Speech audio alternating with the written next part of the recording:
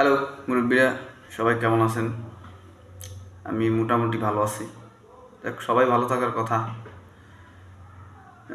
আসলে আজকে কিছু কথা বলবো। এগুলো হচ্ছে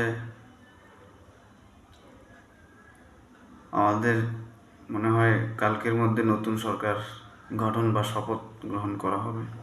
আমরা সকলে চাই বর্তমানে আমাদের দেশে আসলে দেশ একটা জায়গাতে যখন হস্তান্তর হয়, ঠিক আছে, অনেক সমস্যাই হয়।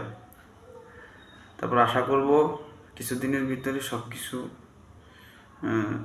মানে সমাধান হয়ে আসবে।